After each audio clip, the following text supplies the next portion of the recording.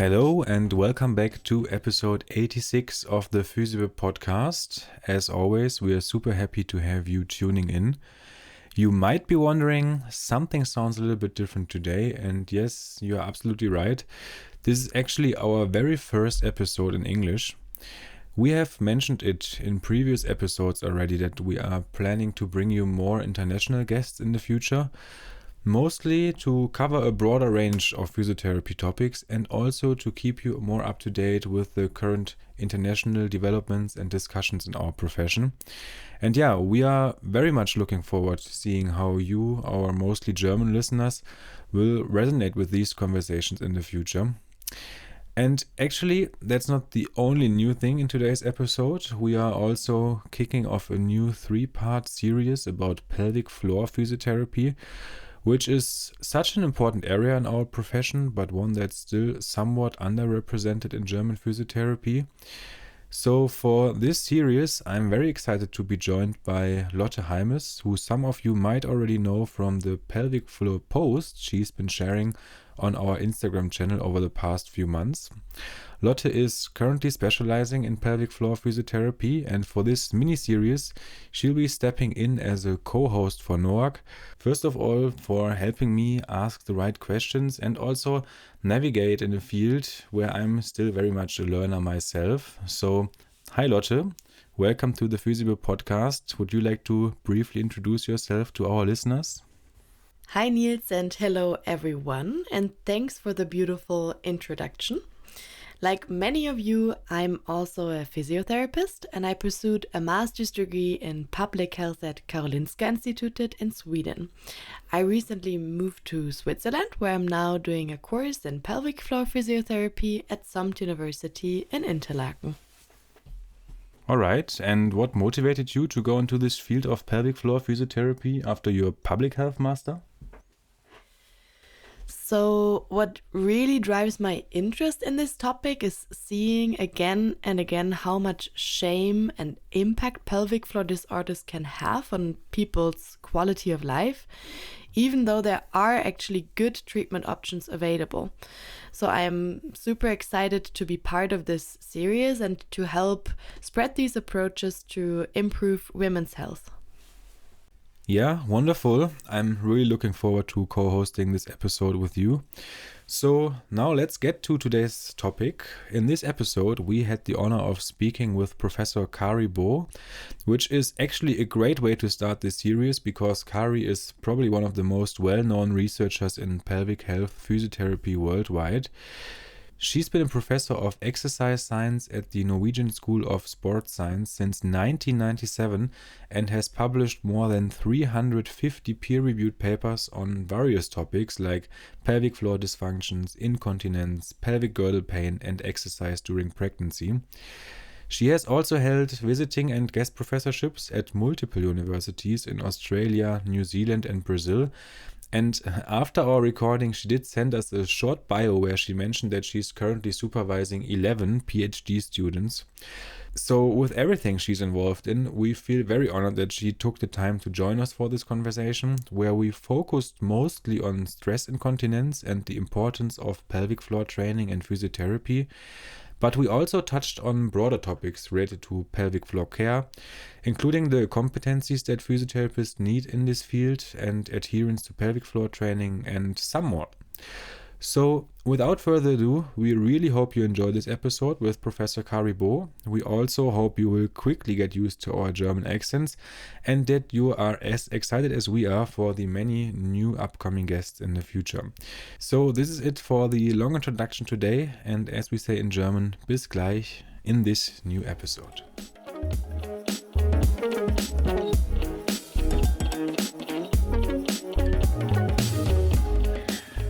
All right, then welcome everybody to a very special episode of the PhysioBib Podcast. We are in episode 81 actually, and I have two new guests today.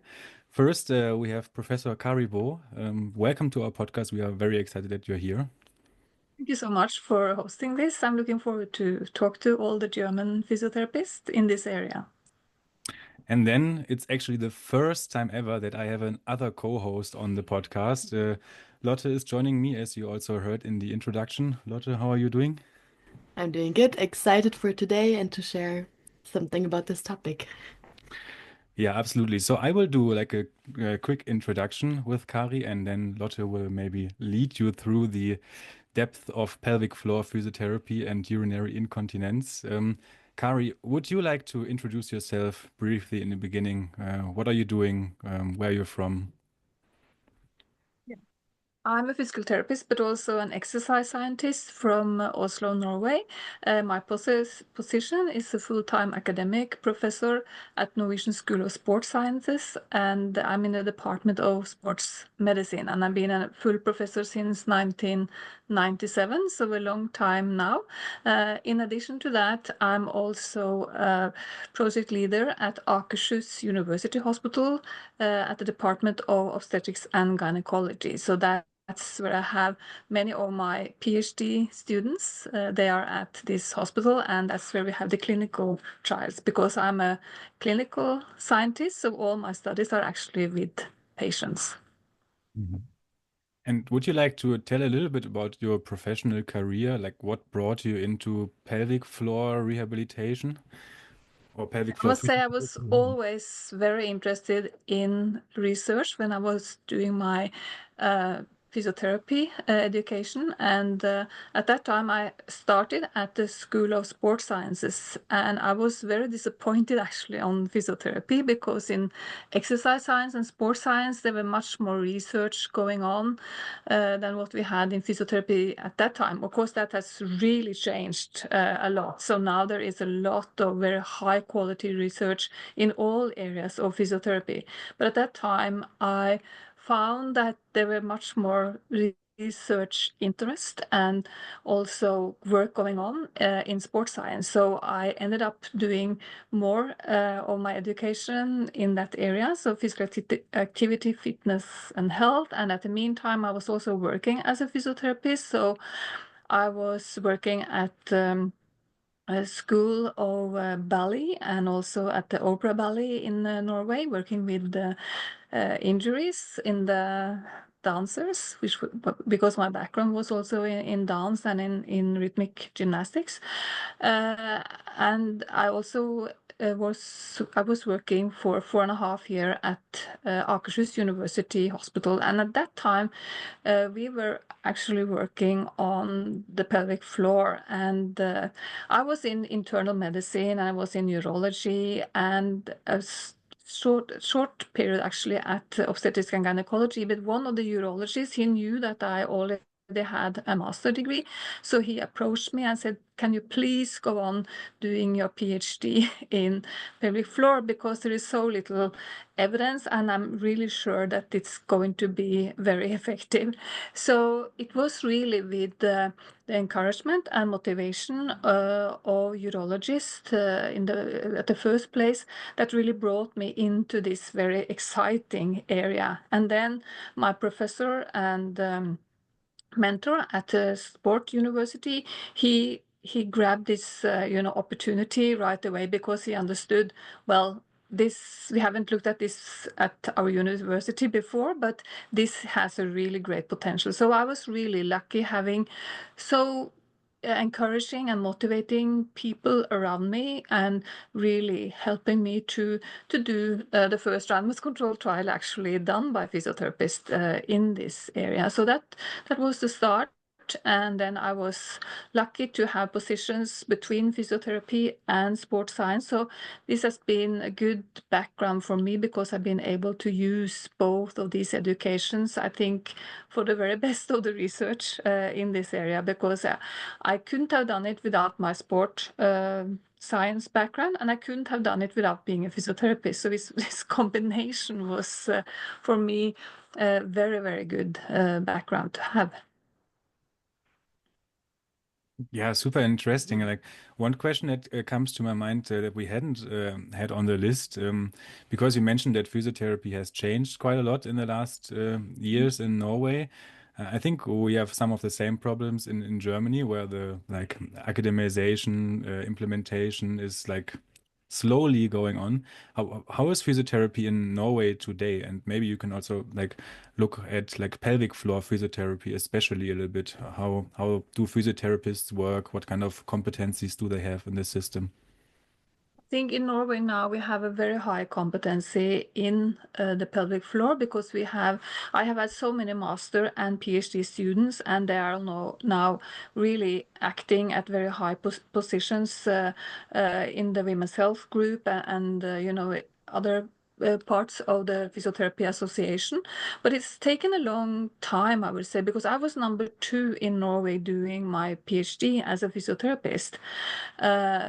But now there are many, and I know the problem, I think, or the challenge for Germany is that you still, as I understand, have only a 2-year education, and you don't need to have high school to apply and to get into that, which is very, very strange because Germany has so many good researchers in other areas, and still physiotherapy is lacking these academic positions, which to me is very sad. I have a lot of German friends actually, so I know a bit about this.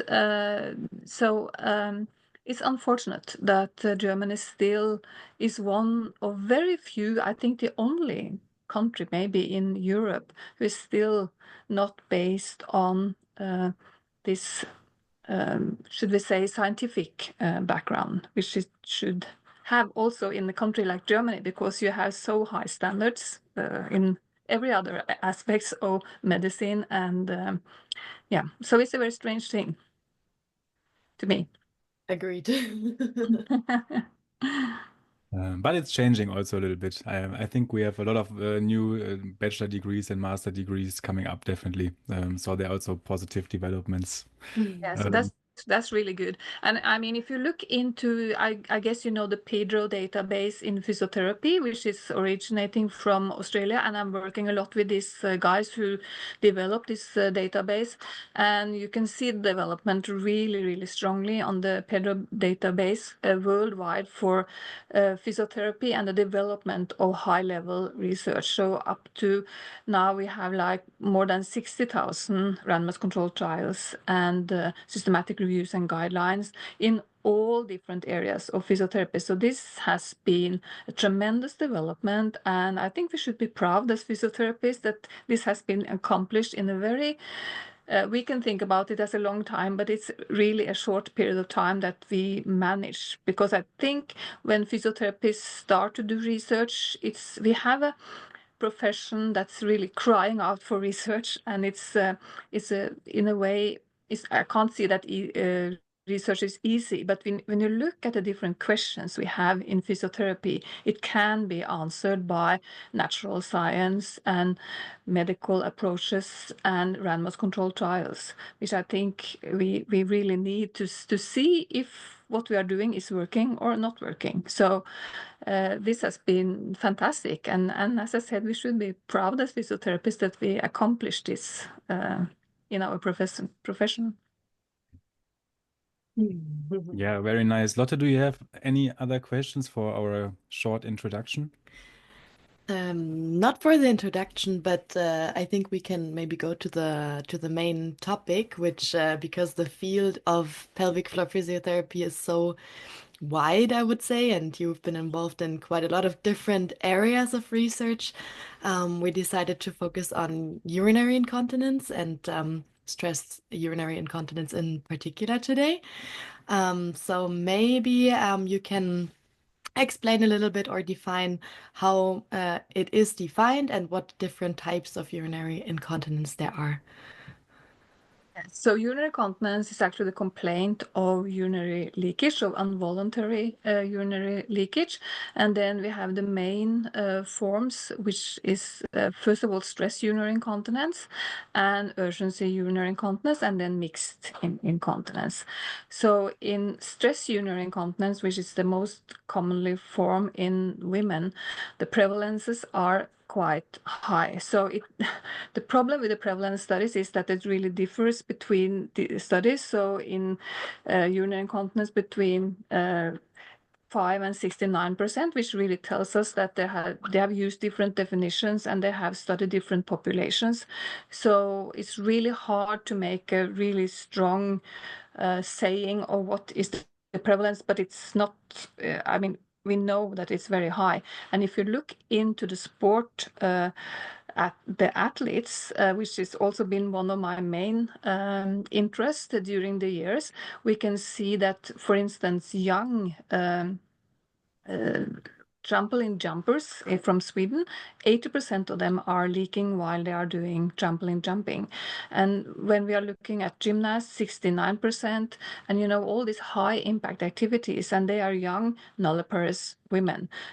So it's been really, the saying has that it is really a problem for elderly women or women after childbirth, but it's not the whole truth, because we know that this age and childbirth is a risk factor, but we know also that all these young athletes, very fit athletes, they also leak, telling that it's something individual in each person and that there are genetic factors, and it's all about, I think, the morphology and the anatomy of the pelvic floor, which may differ between different persons. And then we have, so stress urinary incontinence is the most common form in women, but then we also have urgency urinary incontinence, or this is also part of overactive bladder, which has become a term in this area, which has been very much discussed.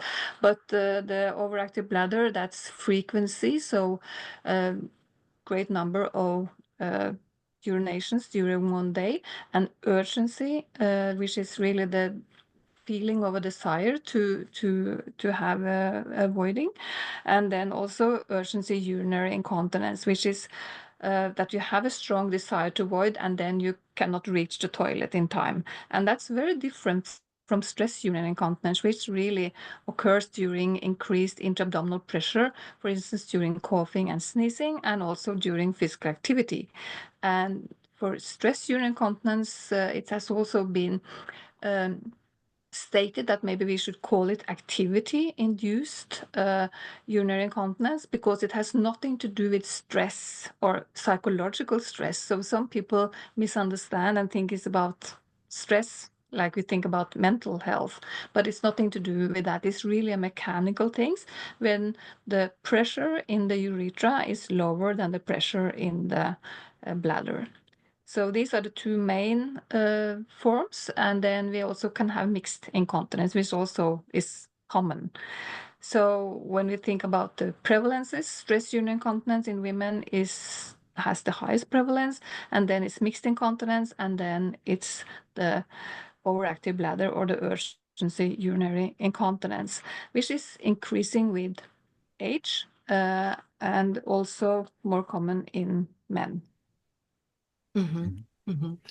Thank you. That was a really good overview, I think, for the listeners to the different types of urinary incontinence.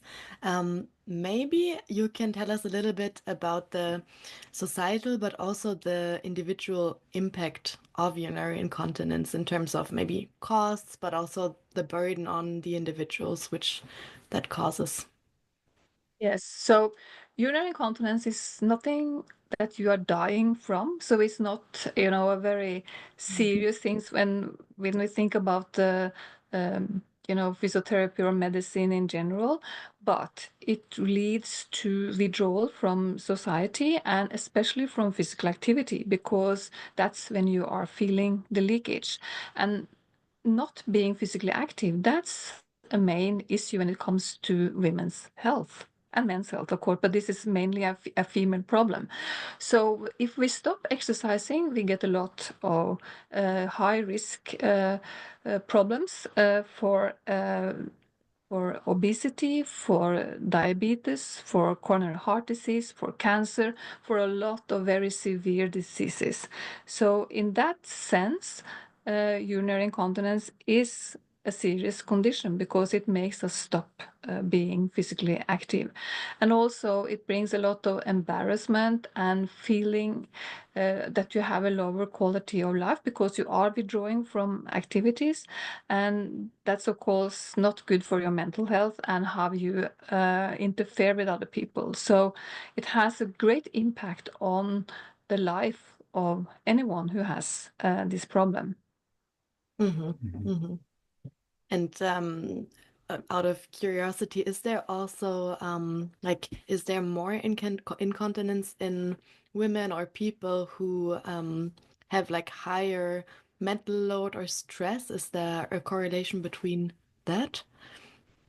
Well, there has been some studies showing that when it comes to overactive bladder symptoms and urgency urinary incontinence, there is a connection. So people who have more psychiatric problems also may have this condition, but it can also be connected to neurological diseases such as MS and Parkinson and other diseases. So in some instances, this is really where you detect that you have these other serious diseases. But in general, stress urinary incontinence has nothing to do with actually stress or mental problems. Yeah, so it's quite a mechanical, it's quite a mechanism. Yes, yes. Yeah. And do you have any questions, Niels? Yeah, absolutely. So especially, I am not an expert on like pelvic floor anatomy, and when we're talking about this mechanical, pathomechanism, maybe we could do also for the listeners who maybe not very experienced in pelvic floor physiotherapy, make a little anatomical dive and talk about what happens there on a mechanical basis that it comes to this leakage. Yes. So when it comes to stress urinary incontinence, if we can focus on that, as I said, it's when the pressure in the bladder is higher than the pressure in the urethra. And there are many factors that can hold the pressure in the urethra. So it's the muscles within the urethra, which is striated, and also involuntary smooth muscles as well. And it's also about the levator hiatus, which is the area surrounding the urethra, the vagina, and the rectum. And the size of this area is also something that is inherited. So that will also play a role. And also the height of where the pelvic floor is situated is inside the pelvis, because we have 3 layers of pelvic floor muscles outside the urethra. That is what we are training actually. But these muscle groups, they also are situated at a specific location within the pelvic floor. So some of us may be lucky because it's higher up than lower down. So this is also something to do of how much movement we have when we are increasing the intra-abdominal pressure, because in some of us it just stays quite high up and it doesn't open up, but in others it opens up and it goes down. And then of course this is not only the pelvic floor muscles, but it's also the connective tissue in this area. So we have ligament, we have fascias that is going to be intact and also hold our internal organs in place. And they are all moving when we are moving, but it depends on how much it opens up. So it's striated and smooth muscles, and of course you have to have sufficient and good neurological support, so you can't have a lot of peripheral nerve damage that may happen during and after childbirth. So an intact nervous system is also very important to be able to tackle this. But the only part of this that we can train is the pelvic floor muscles, and the pelvic floor muscles are striated muscles. And we have also shown in some of our studies that when you are contracting the pelvic floor muscles, there is also a co-contraction of the striated urethral muscle. So it sort of trains both of them. And several randomized controlled trials have now shown really that we are working on all of these morphological, anatomical factors when we are doing pelvic floor muscle training. So this is improving. We are narrowing the levator hiatus area. We are increasing the urethral pressure. We are building up the hypertrophy of the muscles, just as you train your biceps, and we are lifting the whole pelvic floor up into a higher position. So this is really explaining why pelvic floor muscle training is working, both for stress urinary incontinence and also for pelvic organ prolapse, because it's the same mechanisms that will hold the organs in place.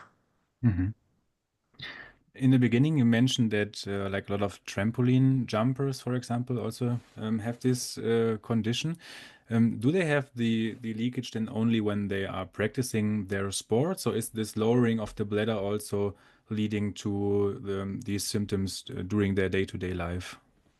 I don't know really all that we should know about this aspect, but in some of them they also leak during coughing and during sneezing, but most of them would leak only when they are doing these high impact activities, or also in weightlifters we see the same, although that is not jumping and running, but they are lifting so much, so it's going to be too much for the counteract of the pelvic floor, so it's really too much. And we also know, which is a good thing, that they don't seem to have a more leakage than others later in life, although we also know that if you have this early in life, it will also be a risk factor for having it later on. But the high impact activity doesn't seem, in the two studies that have looked into this, that it's going to be a problem later on, because they did high impact activities. But since they had it at an early stage, they may also be at the risk during pregnancy and after childbirth. Yeah, so I was just thinking about, because when you mentioned that the people who suffer from stress urinary incontinence, they go away from their sports. So these patients then experience that at some point also it helps them to get rid of these symptoms for a short time, probably. Yeah. Yes, and it's very unfortunate if they have to stop their career in sport. So I always said that, well, we have to say, well, there is a high prevalence in sport females, but they never heard about the pelvic floor muscles. So there is a great potential for actually learning about the pelvic floor, understand what's happening, and then try to also train the pelvic floor just as they train their other muscles. Because we have studies showing that the coaches and also the support team, the medical professions working with athletes, they do not know about the pelvic floor. And since it's such an area that people do not speak about, they do not get the help that they should have, which I think is very unfortunate. I must also say that we have now some studies, some RCTs, looking into the athletes in particular. Only 3 RCTs so far, so not many. 2 of them showed good results, and we had one study that's going to be published in Journal of Physiotherapy in April this year, and it didn't work for rhythmic gymnasts. We don't know why it didn't work, but they were left alone to do the exercises, because, you know, rhythmic gymnasts, they are exercising up to 35-40 hours per week. So having them going to physiotherapy and do that at the same time would not be really possible, we think. So we think that can answer it.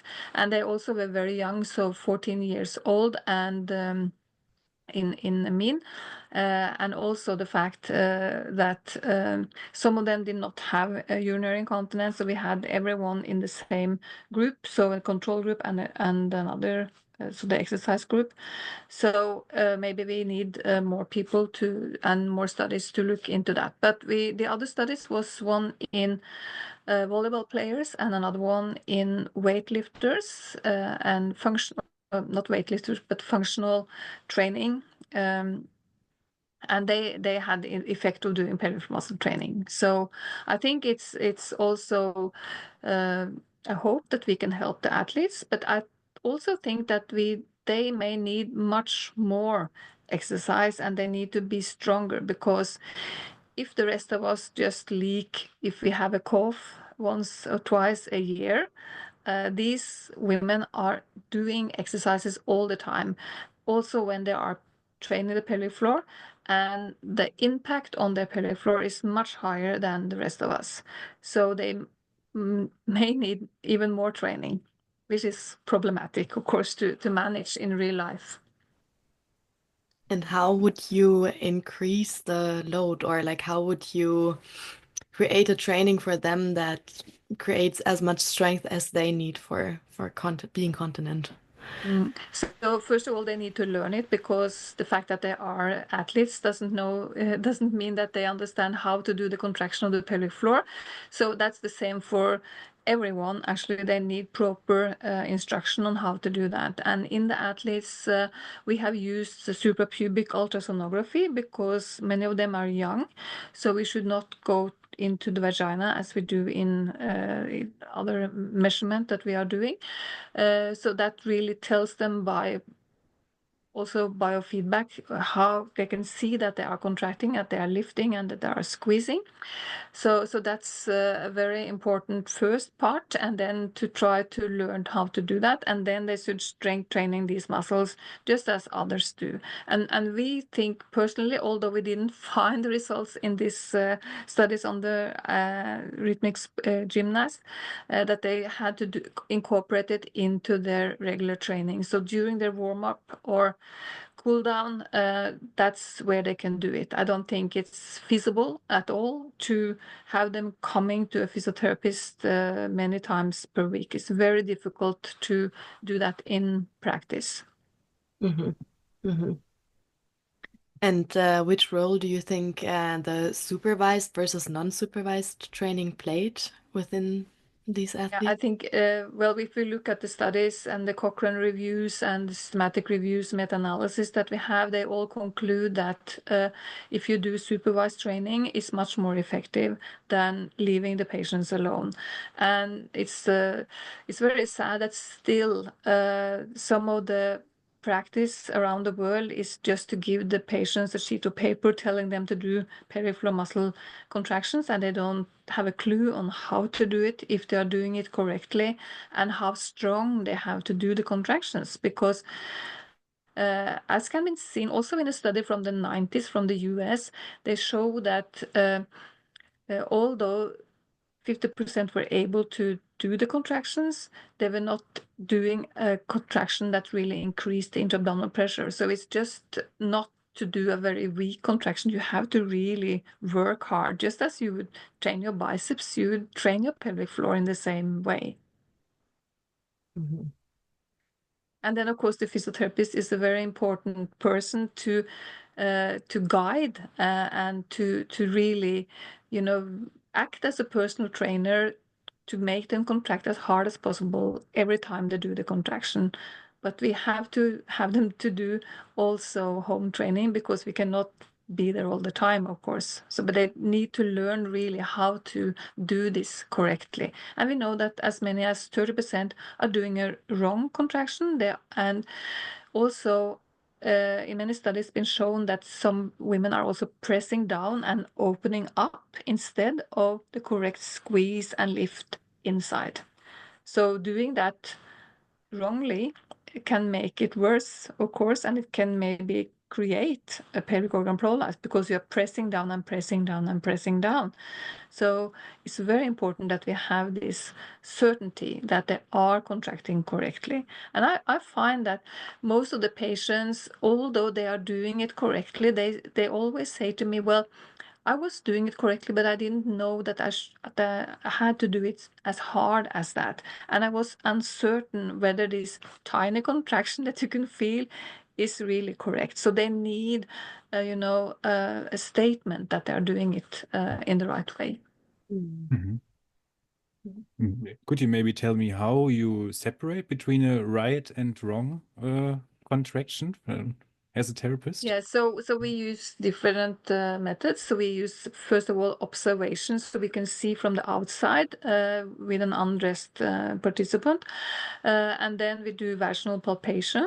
So in men, it will be rectal palpation, but then it's in women, we use vaginal palpation. It's only using, it's really very, it's not like a gynecological examination when you have your legs up and you're lying flat with your knees bent, and it's only the 2/3 of your finger, which is really in the proximal part of the vagina, and then that's where the pelvic floor muscles are, and then you ask them to squeeze and lift. And they can also try when they are voiding at the very end of the void where you have the dribbling, they can feel if they can stop this dribbling is a correct contraction. But we wouldn't use that as exercise. It's just a test for them to do that, because we don't want to destroy this very fine neurological system, because you also need to relax the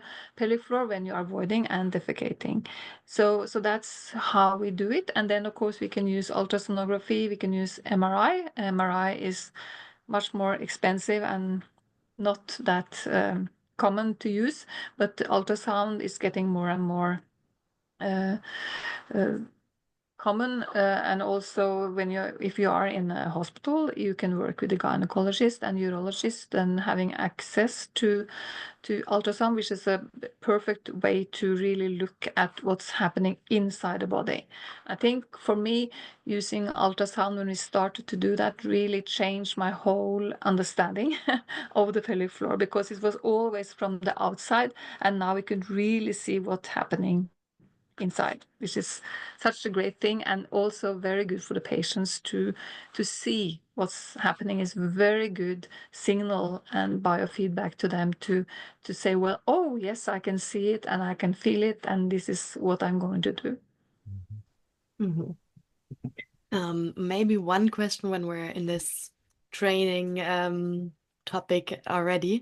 From my clinical expertise and also from reading different studies and different study protocols, there's always, or the discussion arises, which parameters should we use? Should we instruct them to train strength, like 6 to 12 repetitions, 3 sets, or should we instruct them to train endurance, or the maximum, like the speed training? And in stress urinary incontinence, what would you say? How should we instruct them to train? My background from sports science has really always been to use the same literature that we have when we are doing strength training, because I want to change the morphology, what I told about. I want to make hypertrophy of the muscles. I want to lift it. I want to narrow the levator hiatus. So then that's why I'm always been fond of strength training, so regular strength training, because we know that if you're doing maximal strength training, you will also increase the endurance of the muscles, but it's not the other way around. So strength training, maximal voluntary contraction, is more effective because it works in different areas. And then it's difficult because we cannot add weight, of course. So, well, there was this use of the cones, the vaginal cones, some years ago. It was developed in Ljubljana by Stanislav Plevnik. The idea was good, but it didn't work out very well. And we tried that in an RCT in Norway, and it was very complicated for the women to adhere to the protocol, because in some women you cannot feel the slippery of the cone, you're too weak. In other women it just falls behind and it rests on the tailbone, so it doesn't really work the way it should do. And most women felt that it was not a very convenient thing to do. Anyway, it was a good try to find a way to make progression. So progression is always very difficult when it comes to pelvic floor muscle training. So we really need to make the women work harder and harder. when they get stronger, they have to put on more effort and really try to hold longer and to don't give in and try to add fast contraction on top to try to recruit all the muscle fibers. But in general, I find that there is so many fuss about this type 1 and type 2 fibers.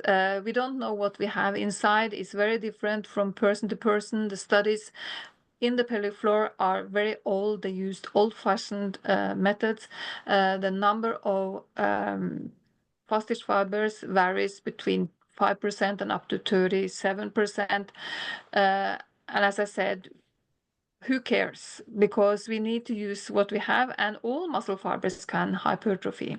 We know that the fast-twitch fibers have more potential, but what can you do? You have to do what you can, and you can always, we have shown in many studies that there is hypertrophy of the pelvic floor muscles. So just go in and try to do as you would do with your biceps. That's what we always done, and it really works. I think that's an important comment, as I feel like, at least within Germany and also within my physio education, it was always this slow, relaxing contraction, almost like, yeah, a relaxation method, but it's not. Yes, it's true. And I remember when I first started it, I was in Sweden and tried to learn, and they had this tape, at that time, really trying to teach peripheral muscle training, and it was with very relaxing music, and it was like, relax, relax, relax. And you don't strength train like that. Like when you go to any gym, you can see the strength. They are really having hard music. They are doing a lot of effort to try to reach the maximum. So totally different concept, I think. And unfortunately, this is still going on in physiotherapy, that they are doing relaxation and other things instead of strengthening the muscles. And I think it's because they don't know why and how they are going to do the exercises. So we must to think about the theoretical framework first. Why and how should this work? And for sure, relaxation can be good for other things, but it's not good for building muscles. One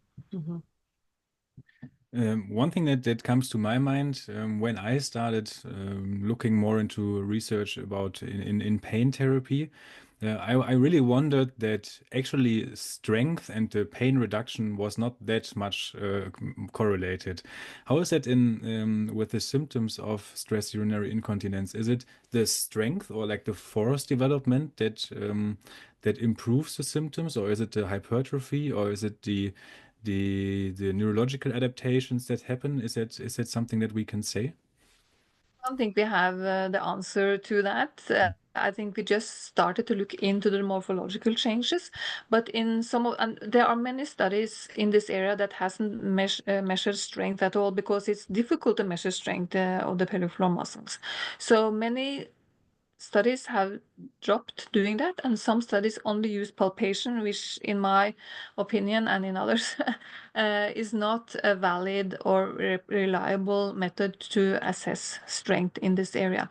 So in the few studies that we have, and I have done some of these studies in Norway, we can see that there is a correlation between strength development and also development or reduction of urinary incontinence. But if you only use palpation, some studies do not show this.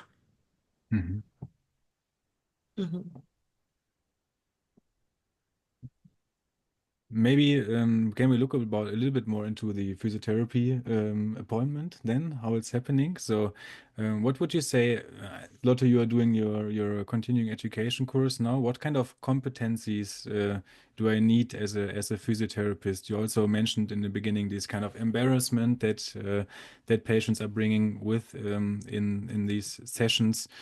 What would you say? What are the important competencies next to all these kind of like diagnostic things that we already discussed? So as always in physiotherapy and in medicine, I would say in general, we need to have the competencies of how to talk to people, how to motivate people, and how to understand their feelings, and also if they are actually able to do these exercises. So I think that's a very important aspect. How do we increase adherence to the training? As we were talking about the gymnast, that's a special group, but also women are busy, and we must understand that this is also something that will take time in their lives. So first of all, we never tell people to do exercises 3 times per day and so on. So I always start asking, so how is your day? When do you think that you can do these exercises? Now that you understand how to do it, and why you are doing it, when can you please tell me when is it possible for you to do these exercises, and how can I help you make this goal happening? So we are having this dialogue, and I think the understanding of how busy women are, and also maybe there are other things that make them not really interested in doing these exercises, and that's also our job to make them understand how and why they should do it. I think that's a very motivating factor. So we need to have this competency also in psychology and pedagogy, how to deal with this, and just not think that, well, we know that this is helping, just do it, because life is not like that. Yeah, do we see that in the studies that also in pelvic floor training the adherence is can be problematic? Absolutely. And some years ago, we had a big conference actually in Toronto, where we were just focusing on adherence and adherence strategies. So in some of these studies that have been successful, one have used also these strategies to try to incorporate and understanding motivational theories and things like that. So it's I think a good physiotherapist also knows about the difficulties in doing home exercises. It's very difficult. So as we started to talk about, we cannot really go with the patients all the time, but the studies that have been effective they have been doing once a week with the physiotherapist, either in groups or individually. So they are continuous followed up, and they can ask questions and they can discuss.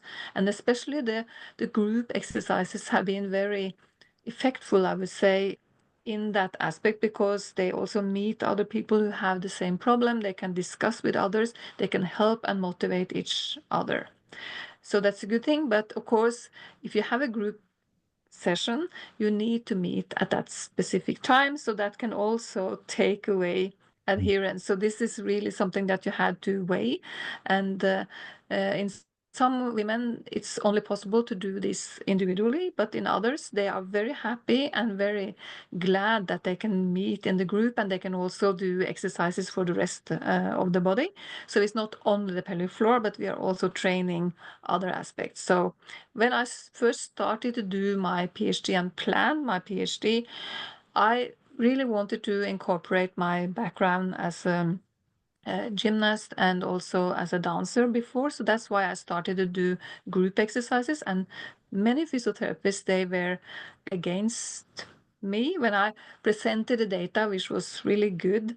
They said, well, they didn't believe that I was doing the actual assessment of the pelvic floor, but I'd always did that before they got into the group. So now it has changed a lot, but there was a lot of resistance towards group training in the start, because physiotherapists was really used to do individual training. But it's not this is not something that is against each other. So some could have individual training, but also some can go for the group training.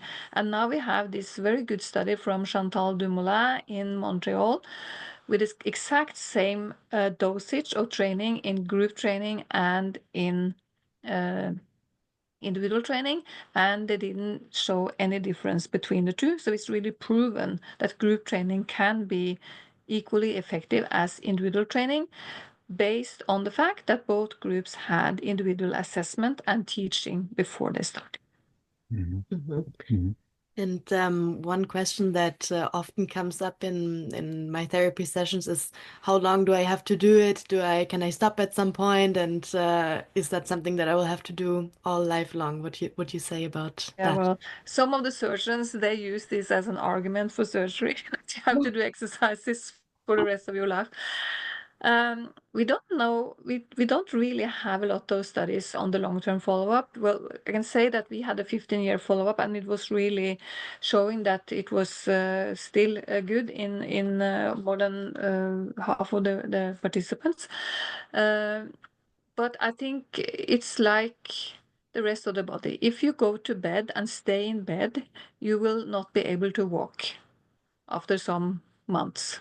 So it's the same for the pelvic floor. You need to do it. But the good thing is that you don't need to do a lot of training to maintain compared to what you do when you are building up the muscles. So, and we don't know how much or how little, because people would like to, how little do we have to do?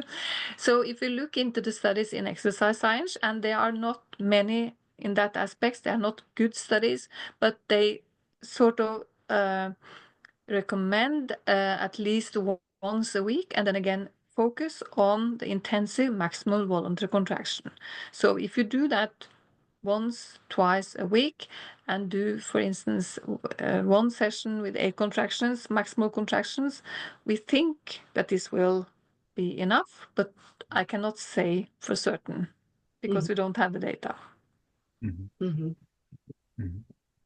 So if I got this right, this was like the orientation for maintaining the effects, right? For the adherence, do you use anything as like an orientation point? What kind of threshold for frequency and volume in a week is like optimal to reach the best effects with your patients? We don't have really good comparative studies using different dosages, and I don't think we will ever have it because I don't think there will be finances for project like that because it's very competitive to get money to do project, and we are competing with other areas as well, and they will not look into small pieces like that. They want to see, does it work or does it not work, and then to go on like that is difficult. But what I have based my projects on has always been the recommendation from exercise science, and that's what you started to mention, I think, in the beginning of this talk. So 8 to 12 contractions, 3 sets per day, and then to try to get as close to maximal contraction as possible. And 3 to 4 times per week. So in all the studies, we have asked the patients to do it every day. And that's because, at least for my project, I think it's easier to remember to do it every day instead of think, oh yes, today is Tuesday, and should I do my exercises? Now it's on Wednesday. I think to say, well, do it every day, and then if you lose out of 1 or 2 days, it's not that bad. So all the studies actually have done this for every day, and then once a week with the instructor or physiotherapist.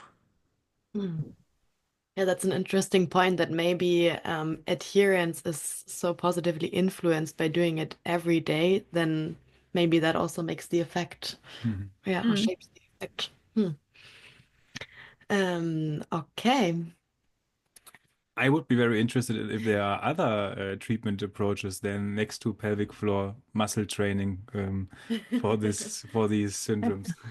Yeah, this is the big and very difficult question, or I will say provocating question, because if you look into social media, there are a lot of different approaches to pelvic floor muscle training. It's sort of very sexy and very popular, the pelvic floor, and I'm happy that it's popular because it didn't it wasn't like that in the older days. So it's good that there's finally interest in the pelvic floor, but it seems that there are so many uneducated people out there who are very good in marketing all sort of different exercises. And if you look into the social media, usually what they show is lying on the back and lifting your back up. So sort of, well, I don't know what it's in English. It's sort of Bridging. Bridging like hip thrust or so. bridging. Yes.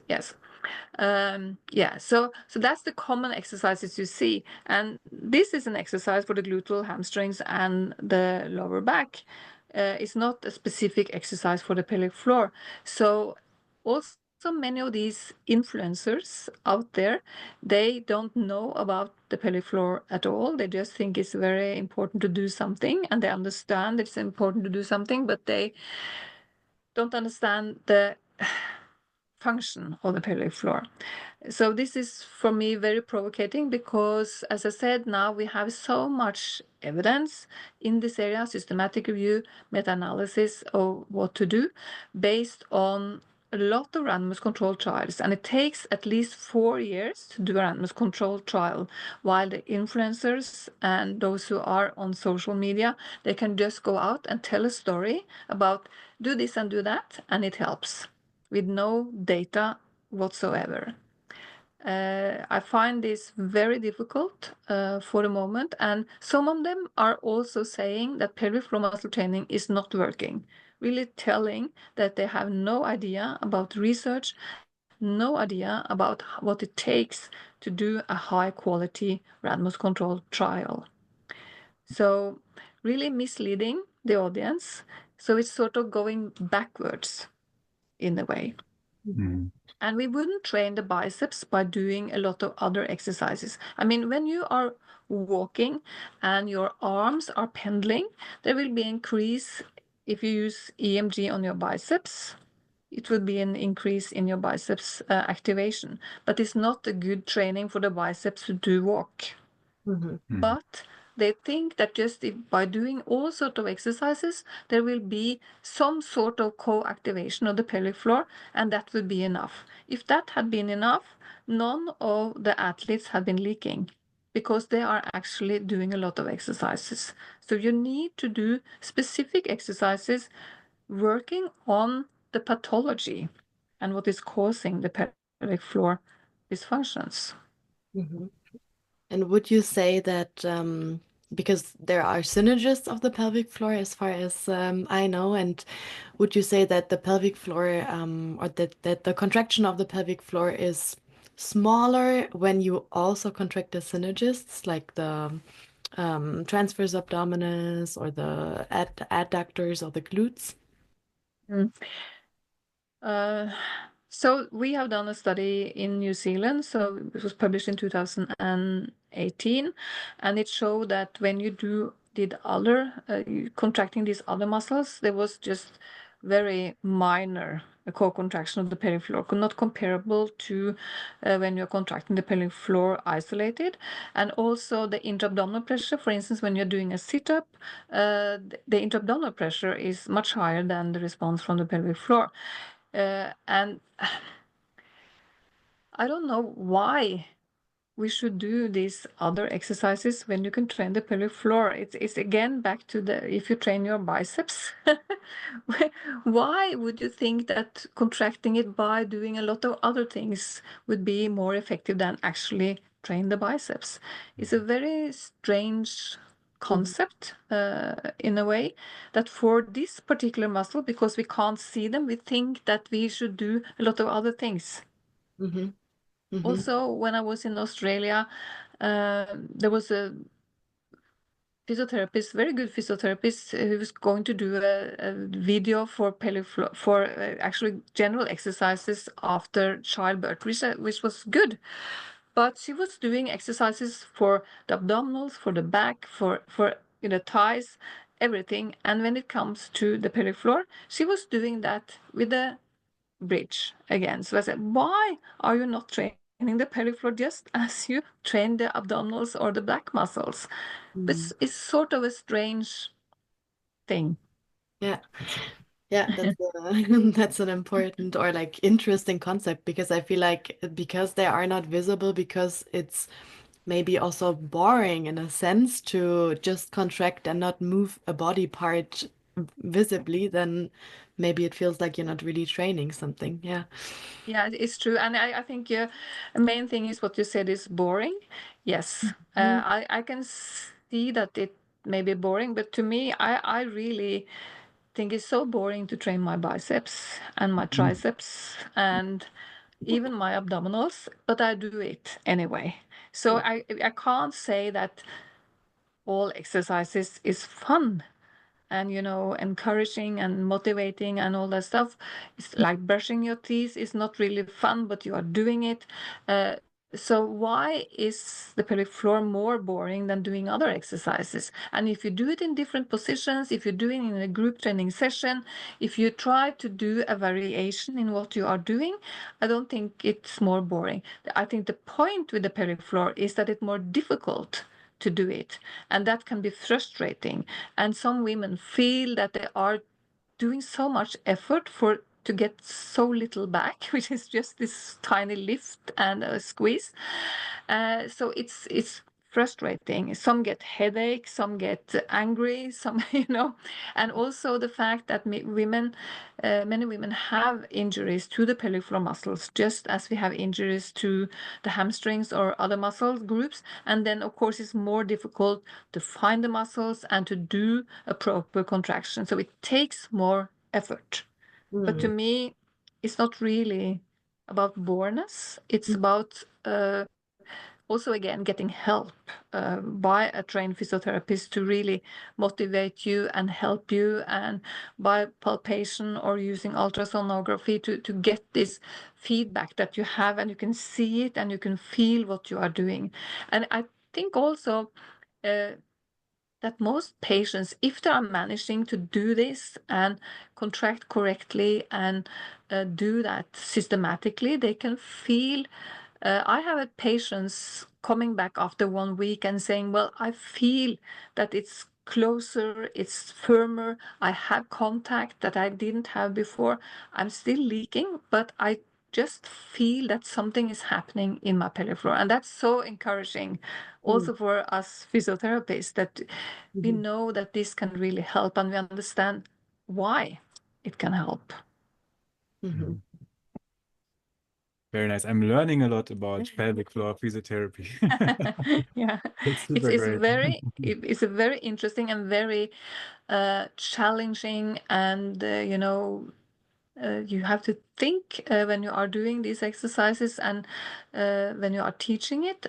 It's an area that spans from muscle fiber to quality of life, from exercise, from everything that is incorporated into physiotherapy and also exercise science. So it has any aspects, and that's why it's also so interesting to do research, because you can do research in so many different areas. So you can use qualitative research, you can make quantitative research, you can do prevalence studies, you can look at risk factors, you can do anatomy studies. It's so wide.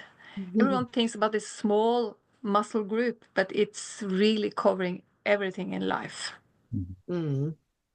Yeah, I actually have one question left for another research area I'm always thinking about. So I think we are in this podcast very much concerned with like bringing the evidence to physiotherapists, and because of that, I'm also interested in implementation science. So are there like any implementation trials for this kind of training, or in general for this kind of patient group that offer some specific insights?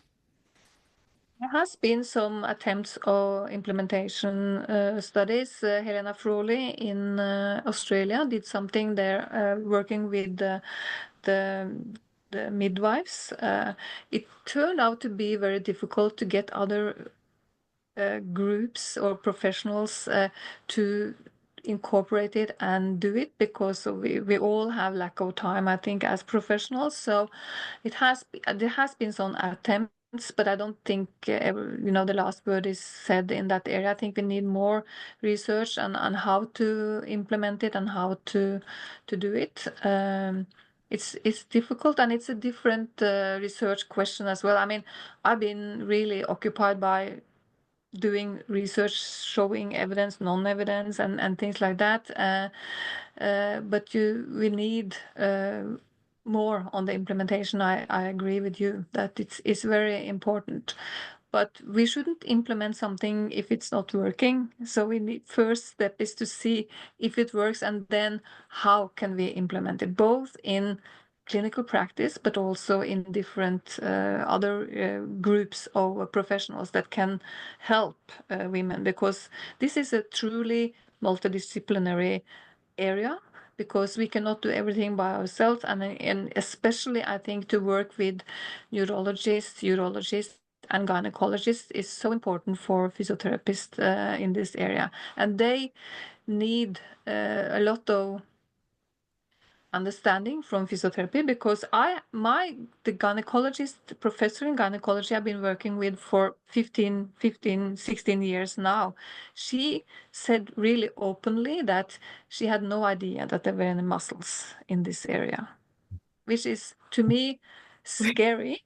But I think she is a good gynecologist, she's a good surgeon, but they were not taught about the muscles. So it also tells us that we need to work with other disciplines and tell what is going on. There is also, I heard some rumors about one famous anatomist saying that you could not train the pelvic floor muscles, and I think, don't you have contact with your own pelvic floor? If you can contract, you can train it. It's a very strange concept, but this is a very influential anatomist. And I raised the question with John Delancey, which is another fantastic anatomist in this area, and he said it's crazy that a person can say something like that. But we as a group also have a lot to learn from neurologists, urologists, and gynecologists. We should not operate on our own, because this is complex, and we need also the methods that they have, like MRI, the ultrasonography, and all the EMG studies, everything we can do together to help our patients getting better is important.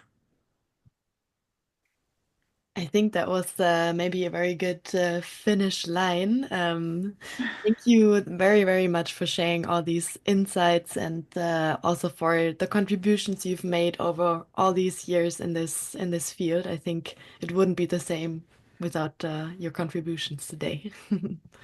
Thank you so much, and it's always very interesting to talk about this, and also that we have young people like you that will go into the field and work evidence-based is the most important thing for future physiotherapy. So thank you so much. Thank you. Yeah, and I thank the two of you, and also thanking you as a listener that you stayed for the whole hour again with us. We will actually look forward to 2 more episodes with Lotte about pelvic floor physiotherapy related topics. You will definitely find that on our general channels, Instagram and whatever. And yeah, thank you again, Kari. We will link a few links of studies and so that we talked about in the show notes. And yeah, with that, saying goodbye and hear you in the next episode. Goodbye, Lotte. Goodbye. Goodbye, Kari. Bye.